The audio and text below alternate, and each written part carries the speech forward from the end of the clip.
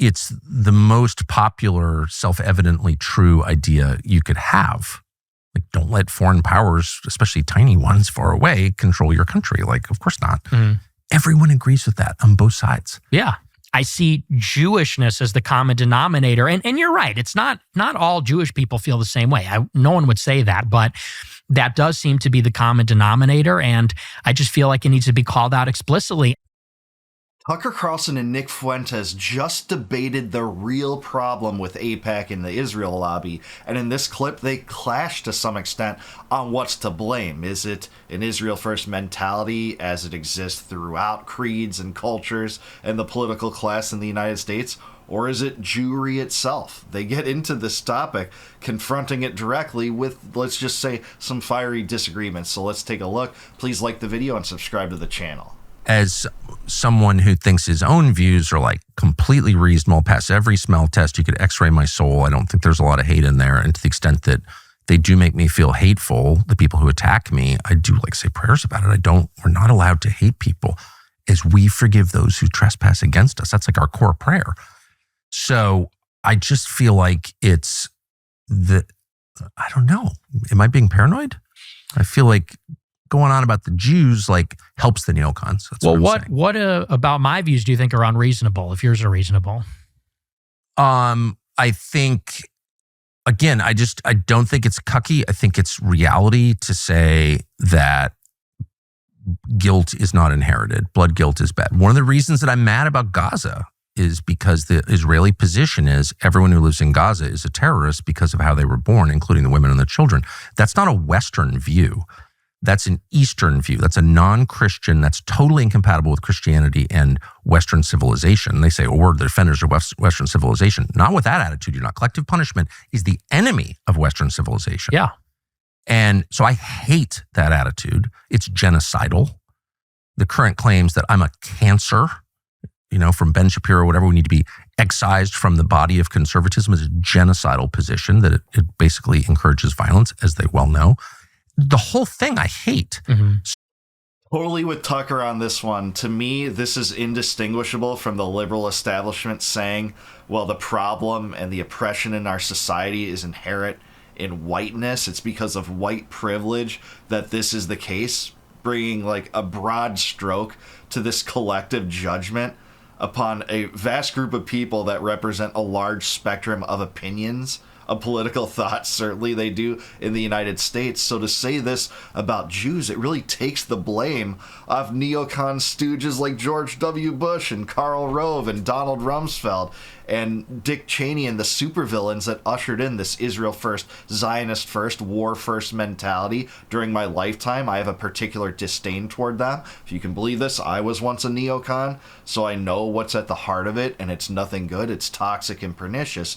So when we collectivize this guilt around a vast number of people, it really actually takes the blame off to some extent the actual individuals that were involved at the time, that were close to the levers of power, had the power to conduct and roll out military operations and regime changes on behalf of this foreign regime, at least partially so. I think that's criminal, and it's a wrong-headed behavior that is actually the limited hangout. It's the theory that it's a limited hangout if you think that way and you don't go deeper and blame it on Judaism. I think the limited hangout is not placing the blame on who it should be squarely placed upon. So like anytime you say a whole group of people is responsible for the sins of some of its members, like I'm out. Yeah, but that's not my view. It's not. Okay. So tell me your views. Like rather than you're one of those people. One of the reasons I wanted to meet you is you're one of those people who is defined by clips. Yes. And I'm one of those people also. Yes. Right? So I get it. So I'm going to just shut up and you tell me what you actually believe. Yeah. Well, and listen, and I appreciate you saying that because that's just a reality of the media environment we're in. So I don't expect you to know all my views, but as far as the Jews are concerned, I think that, like I said, you cannot actually divorce Israel and the neocons and all of those things that you talk about from Jewishness, ethnicity, religion, identity. And let me give you like a perfect example. So you say on your show that we need to treat Israel like any other country. And I sort of understand that in principle because Israel is another foreign country. Yeah. But Israel is unlike every other country in the sense that because the Jewish people are in a diaspora all over the world, there are significant numbers of Jews in Europe, but also in the United States. And because of their unique heritage and story, which is that they're a stateless people, they're unassimilable, they resist assimilation for thousands of years. And I think that's a good thing. And now they have this territory in Israel. There's a deep religious affection for the state. It's bound up in their identity, the story of the Exodus from Egypt, the promise of the land, all these things. So let's say in the United States, for example, somebody like a Sheldon Adelson, he's not Israeli. Is he an ideological neocon? Does he believe in the promise of democratic globalism? I don't think necessarily. His heart is in Israel. And it's This is also true of what Nick is trying to attempt to build, uniquely so in the United States, saying that he wants things to be to the benefit of white people. It's the same kind of mentality, and he thinks that this will be brought about through, very strict immigration controls, mass deportations, etc., for the benefit of white people in America. So how is that different? And I'm not defending it or saying any of this is wrong, but at the same time, this is remarkably consistent with some of his own expressed views in this regard. And, for all of those people like Sheldon Adelson, there are also people that are very good critics of Israel that do happen to be Jewish. Many of them featured on this program, this channel. Jeffrey Sachs and Max Blumenthal and Aaron Mate and Dave Smith and countless other good Jewish critics of Israel that they wouldn't say I'm any less Jewish.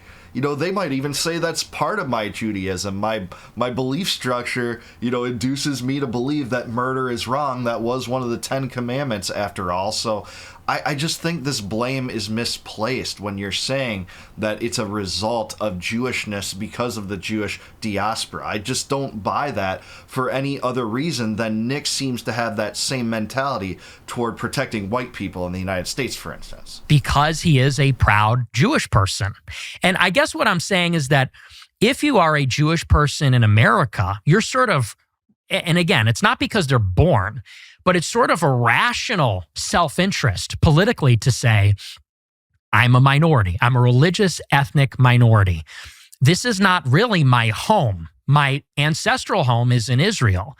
There's like a natural affinity that Jews have for Israel. And I would say on top of that, for the international Jewish community. They're extremely organized, and many of them are critical of Israel or Israel's current government or the project of Israel. But I guess what they have in common, unlike, let's say, like Singapore, for example, is that they have this international community across borders, extremely organized, that is putting the interests of themselves before the interests of their home country. And there's no other country that has a similar arrangement like that. No. Well, to some extent, I agree. That is true. By and large, there's lots of Jewish people, including in the United States, with an affinity toward Israel. But it's also true that many of them have assimilated. If you're saying that Jews haven't assimilated, or many of them haven't tried to assimilate in many of the countries throughout the world, including the West, I think he's just wrong. But again, I think this is disingenuous when he argues, to protect white people in America, we need this policy. That's exactly what he's kind of denouncing Jews for doing toward Israel, but that's what he wants for white people in the United States. He talks about it constantly in regard to immigration, waging a culture war, etc. And again, I'm not even saying that's right or wrong. I'm saying that he's not even holding himself to the same standards when he's uniquely placing blame on Jews for this. I don't think the United States is an ethno-state, but the comparison here should be striking. I think there's some parallels. Well, their country has a strong identity like that, this religious blood and soil conviction, this history of being in the diaspora, stateless, wandering, persecuted, and in particular, the historic animosity between the Jewish people and the Europeans. They hate the Romans because the Romans destroyed the temple. That's why Eric Weinstein goes to the Arch of Titus and gives it the finger and takes a picture. We don't think like that as Americans and white people. We don't think about the Roman Empire in 2,000 years ago. They do. Guilty as charged. I think a lot about the Roman Empire, and especially the end of the Roman Republic, one of my favorite periods in history. Maybe I'm crazy, maybe I'm alone. Let me know in the comments if I'm the only one, but I do think a lot about the Roman Empire and the end of the Roman Republic especially. And so I guess that's really, and I don't think that's me saying the Jews, the Jews, the Jews. I don't think that's me being hateful. I don't think that's me being collectivist. I think that's understanding that identity politics, whether you love it or hate it, whatever you feel about it, it's a reality that we live in a world of Jews and Christians, of whites and blacks. These identities mean something to us and they mean things to each other, and we can't sort of wish them away. And it feels like white people and Christians are the only ones that do that.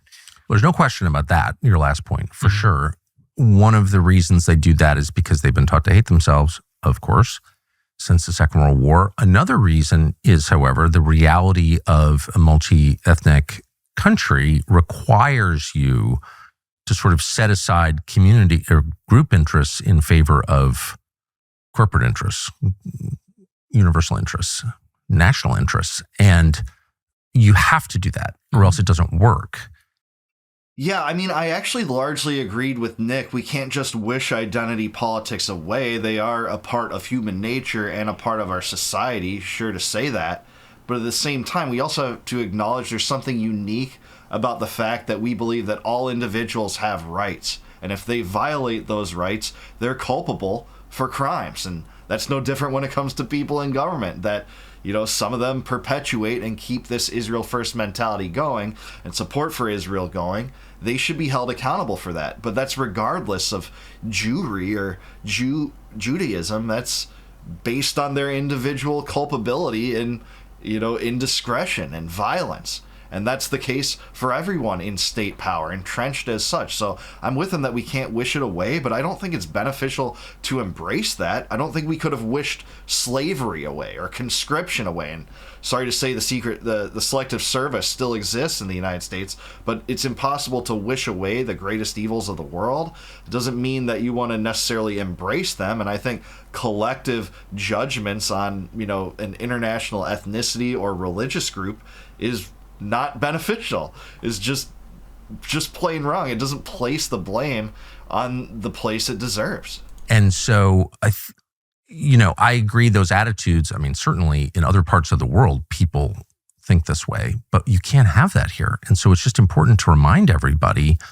that, things may be generally true, but again, they're not always true. And there are people who just strongly disagree. And by the way, in the specific case of Israel, there are a ton of Orthodox who I know who are opposed to the state of Israel. They're they're more Jewish than Dave Rubin, a lot more, and yet they oppose it. Jeff Sachs is like the most wonderful man, who's Jewish, the most articulate kind of critic of the state of Israel that I love that he's bringing this up. I bring this up all the time. Some of the best critics of Israel are Jews. And they're very convincing and persuasive, and they don't, represent this intrinsic cling to a foreign secular government that Nick seems to purport is unique to Judaism. Well, if it's unique to Judaism, it doesn't involve all the Jews that are great critics of Israel. Aware of. So, I don't know, that's just meaningful. You can't, if everything is inherited, then there's no hope for the continuation of America. Mm-hmm. Do you see that? Yeah, I don't think it's genetically inherited. And what you're saying about putting aside the tribal interest for the corporate interest, yes, that's absolutely the case. And that's the only way the country's going to stay together. Exactly. And that's my concern. And I absolutely agree with you. I would say, though, that the main challenge to that, a big challenge to that, is organized Jewry in America. I don't think Bill Ackman is capable of that. I don't think Sheldon Adelson is capable of that. I don't think Yoram Hazony is capable of that, for that matter. Well, I'm not even necessarily opposed to that mentality, but Tucker just talked about a specific Jew that is capable of that. That's Jeffrey Sachs. So again, if your mentality is that this is unique to Judaism, but we're just going to list the worst and most culpable people in the Israel First relationship, the Israel First Hasbara propaganda, it doesn't really spell his case well. He's not dispelling the fact that there's great critics of Israel, and that wouldn't be a natural extension of their Jewry if they were doing that.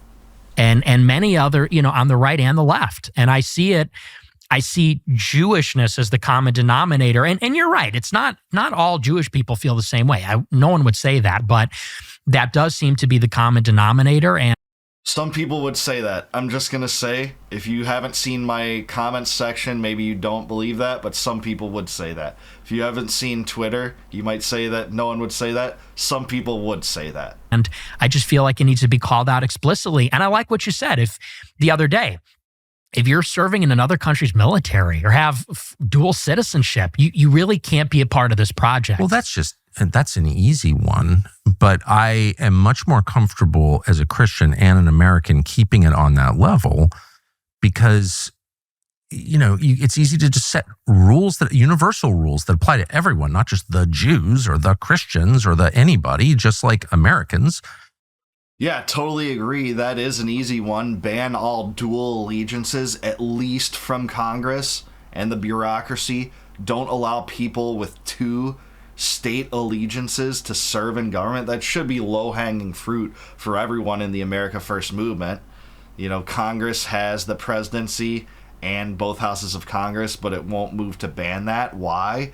Because the Israel lobby is so entrenched in this government. That's something that Tucker and Nick can agree on, and that's great, but we aren't seeing movement in that. A man can't serve two masters, especially two state masters that have different forking interests at some points. Can only serve in the U.S. military or they lose their passport. I mean, I don't know. That's not hard.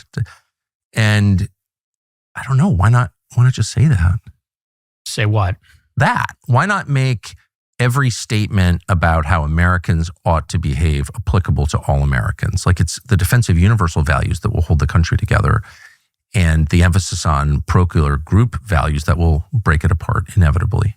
Because this is a particular issue and it's acute. Like I said, I think they are unique in that way. I think that's a unique issue, especially in the Republican Party, especially in the conservative scene. So how would you like this all to be resolved?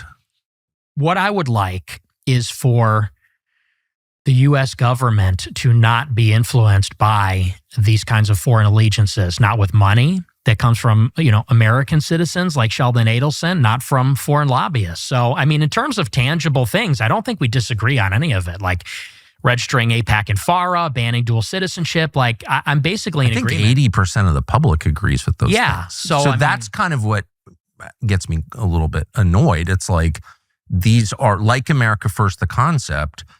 It's the most popular, self-evidently true idea you could have. Absolutely, and I agree with both Tucker and Nick on this. Cut all aid to the Israeli regime. Cut out AIPAC from the political system. Make them register under FARA like every other foreign lobby. What would happen if there was a Russian lobby that gets a special exemption from FARA? They would say anyone supportive of that organization or whoever that organization gives funds to as far as candidates are traitors to the United States. But why isn't that the case when it comes to Israel? Israel killed 34 sailors in the Six-Day War in 1967 on the U.S. Liberty, and we're supposed to pretend that the Iranian regime and the Qatari regime are the greatest threat or greatest enemy to the United States in comparison. When Israel drags us into their wars, we've given them $25 billion since October 7th. I shouldn't say we. My criminal government did that. Started a new war with Iran when we could have negotiated for a new inspections regime, a new JCPOA. It's all disastrous, so I'm with both of them on cutting these things out. What I have a problem with is sowing dissent amongst good critics of Israel on the pro-Israel right, no matter who it comes from. When Tucker called Nick gay, I thought that was wrong. It didn't matter whatsoever, and it had nothing to do with that. It just, sows discord. And then when Nick attacks all the great critics of Israel on the right, like Darryl Cooper and Marjorie Taylor Greene and Thomas Massey and countless others, as he typically does for them not being anti-Israel for the right reasons. It's counterintuitive if we want to unite to do this, to really make America America first or America only, and just shove the Israel lobby out the front door. Like, don't let foreign powers, especially tiny ones far away, control your country. Like, of course not. Everyone agrees with that on both sides. Yeah. So the trick is not to let that idea get subverted. Does that make sense? Yeah, and I think we agree on that. But it's subverted when they're like, that's hate. No, that's hate. It's not hate. Yeah. Well, and, here's what I will say. I think that there is increasingly a contingent, because what you're talking about exists. When you say that there are people that legitimately detract from this, there is legitimate racial hatred out there. Big time. And it's growing. And I know. People on our side are afraid to talk about it because they know, like you said, they're going to get called a cuck or a squish or whatever. And I agree with you. The people that are detracting from that need to be called out. And I think there should be no harbor for cruelty, hatred, prejudice, those kinds of things. And some of them, I'm sorry to be a conspiracy nut. I really try not to be a conspiracy because it's embarrassing, But after January 6th and just finding out the number of FBI personnel in the crowd, it's like, and I've just seen this. David Duke is a great example. Some of these are the Charlottesville rally. Mm-hmm, yeah. Had a bunch of feds there being like, we're white supremacists. We hate the blacks, using the N-word, whatever. It's like, that's not real. Like, there is some of that going on, don't you?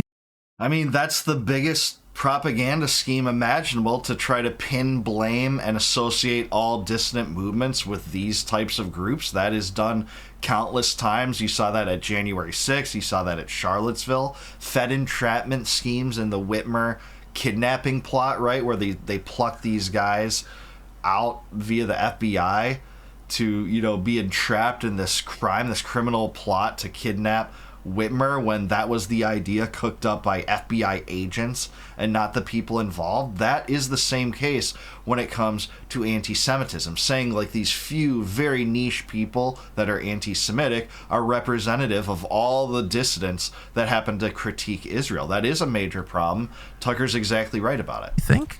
I think that there's a lot of sincere people. Well, for sure. Oh, I completely agree. And they're just numbskulls, and some of them are legitimately, they see the opening, that there's legitimate critique of this, and they see an opening to air out their grievances. They get a license they think it's okay now. And I do think it's important to differentiate and say that fundamentally, I guess the word that I would use, I've been thinking about this a lot lately, is reassurance, because I think there's a legitimate, there is legitimate need to reassure people. And this is kind of what I've been doing on these podcasts, that we don't want to harm anybody. We don't want to kill anybody. We don't want to harm anybody. Right. We just want to put America first. And I guess, to the extent that I've been taken out of context over the years or things like that, I'm trying to set the record straight and say, and I appreciate you've given me this opportunity. These are my real views. I'm not one of those haters, let's say. Yeah. Well, I think people should be allowed to describe what they think. Mm-hmm. I mean, that's like a basic human autonomy question. Yeah. Like, if I want to know what you think, I should just ask you and let you talk. Mm-hmm. Right? Yeah. Well, imagine that. That attitude is actually what will solve a lot of society's problems. When you have, good conversations like this, that isn't just, reduced to the lowest common denominator by just saying, hey, Nick's just a Jew hater. No one platform him. No one talk about him. Everyone cancel him. Everyone spit in his face. Everyone has to denounce him. When you get into that mentality, you can see why Nick Fuentes has risen the way he has. It's because of this new media landscape that people just can't disappear when you do that. That could have worked 10 years ago. It did work. People were starting to do that to him. It started to work to some people like Gavin McInnes and Alex Jones, but even then it was too late to completely eliminate those people from the political landscape. So if this man's a monster, and I have many disagreements, you heard some of them in this podcast, if this guy's a monster, the people that wanted to cancel him and deplatform him and tell everyone that you have to denounce him, those are the people that built this monster. That is responsible for the rise of Nick Fuentes. He's here whether you like it or not. I think it's more beneficial to actually push back and debate ideas with him, as Tucker did here, rather than to just say, he's wrong, he's a Jew hater, he's an anti-Semite. Because what will that solve? Do you think that will attract more people to siding with you? Or will it be the people that engage in logical discourse with that person? I say the latter. Hey, maybe I'm an endangered species. I hope my audience sides more on that side of the equation, but that's what you're going to have to deal with in this new media landscape. So it really precipitates what I think you're going to see over the next 5 years, where it's going to be the people that get the most ire and indignation for being wrong so that you have to shut the door on them. And unless people line up, behind the Pied Piper in doing that, they too are suspect. They're as suspect as Nick Fuentes. I just think that's going to be a wrong-headed mentality that isn't even going to pay dividends for the cause that it purports to be pursuing, and that is, trying to reduce Nick Fuentes to being meaningless and no one watching him. That hasn't been the case despite all of this animosity toward him. And look, this is just a reality. The Israel first mentality is so pervasive in the United States. And say what you want about Nick, I have some big disagreements toward him. I don't think the problem is with international Jewry. I think it's this criminal government that the United States sides with. And guess who's criminally involved in that relationship, which kills multitudes, gets us sucked into wars, and funnels money into the coffers of Netanyahu when Americans are struggling back at home? It is some Jews. It is some Christians. It is some atheists. This crosses political, ethnic, and racial spectrums in ways that few other issues do. And thankfully, more people from many subsections of America, whether they be, again, atheists or Jews or Christians or Muslims or Hindus, are jumping off the Israel First bandwagon. And look, if you think racism is the most deadly and destructive thing in the world, I'm sorry, I disagree when it's compared to mass murder schemes. Who is more guilty of violence and murder? Someone with backward thoughts, and I'll call them out. I'll say they're backward when I think they're backward. Or someone that's killed millions of people, like George W. Bush, or Paul Wolfowitz, or Donald Rumsfeld, or Dick Cheney, or Richard Pearl. I think it's the latter. I think people engaging in mass murder sprees have it far easier, despite the fact that, all the focus is on these niche views that don't catch hold. That anti-Semitism isn't that prevalent in the United States. How could it be? How could it be in this melting pot culture where, Jews basically exceed every metric economically, culturally, intelligence, and all sorts of other metrics that are measured? But you're going to say that anti-Semitism has such a stranglehold on American politics. I don't think that. And I think those views are wrong. I think it's a collectivist mentality that Nick has to some extent in placing this squarely on the feet of Judaism that he sees as the root of this problem. I don't. I think it's at the root of individuals that are wrong-headed about these things. But at the same time, again, the people that are more guilty of mass murder and violence are those that committed mass murder and violence, not those with impure thoughts that I think are wrong, but don't actually kill multitudes of people. That's why we have the non-aggression theory in libertarianism, this idea that you're guilty if you enact the initiation of force against someone else, not for impure thoughts. Your thoughts can be your own. You own your thoughts, no matter how hateful they may be. But I do want to hear from you. Let me know down below. Am I right about this? Who's more right here, Tucker or Nick? Why? What do we need to blame the Israel First mentality on? Let me know in the comments down below. Please like this video, subscribe to the channel, subscribe to Tucker Carlson. Also, please subscribe to the channel as a member. Become a member by clicking the join button below if you'd like.